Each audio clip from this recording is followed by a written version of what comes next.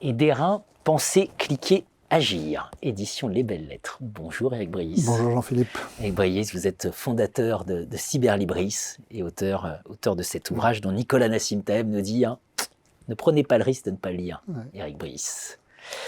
Et, une formule, je vais faire un peu d'anglais pour une fois. Better be convex than smart. Oui. Pourquoi?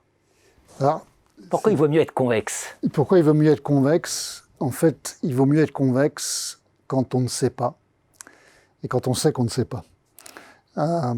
Pour faire simple, prenons un exemple très classique d'ailleurs, cité maintes fois par Nassim, cité maintes fois par Benoît Mandelbrot, les crues. Donc les crues d'une rivière, on en a des exemples dans l'actualité récemment dramatiques. Être smart, c'est dire je vais embaucher une armée d'hydrologues, de spécialistes de la géographie, des rivières, des torrents, et calculer la crue la plus élevée possible. Je vais mobiliser toute une artillerie de savoir, de modélisation, et je pourrais déterminer la hauteur des piles du pont, et je pourrais déterminer que des gens peuvent effectivement construire leur maison au bord pas trop loin, au bord de la rivière, en ayant calculé le risque et en ayant tout prévu compte tenu de mes calculs. Ça, c'est être smart. Et à force d'être smart, l'eau recouvre le pont et les gens se retrouvent face à des sapeurs-pompiers en Zodiac. Convexe, ça veut dire quoi?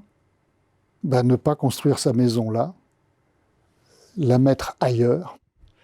Et donc, en étant ailleurs, on n'a pas le downside, on n'a pas cette exposition à l'erreur que conduit à faire la position « je suis smart », tout en préservant l'upside, c'est-à-dire la hausse du marché immobilier, par exemple, si la maison est bien placée. Donc souvent, au lieu de prétendre que l'on sait, que l'on va calculer, et en finance, Dieu sait qu'on a des crises qui nous ont durement enseigné la chose, eh bien, au lieu de s'acharner à prétendre qu'on va savoir, qu'on va modéliser dans tous les sens, il vaut mieux soit s'abstenir, soit se mettre dans une position, pour reprendre le néologisme de Nassim, anti-fragile. Ce qui, moi, m'a beaucoup interrogé, on en a beaucoup parlé avec Nassim, pourquoi un néologisme? C'est intriguant, fragile, ça existe. Et le jeu de Nassim, d'ailleurs, c'est de demander aux gens, c'est quoi le contraire de fragile? Donnez-moi un mot. Et les gens disent robuste. Non, pas robuste. Robuste, c'est ce qui ne s'altère pas, qui garde son intégrité. Fragile, c'est lorsque c'est secoué, ça finit par casser. Antifragile, eh bien, c'est le postier qui vous porterait un paquet et dessus, il y aurait marqué antifragile. C'est un cadeau pour votre grand-mère. Et en fait, l'instruction, c'est que le facteur l'agite bien avant de le donner à la grand-mère.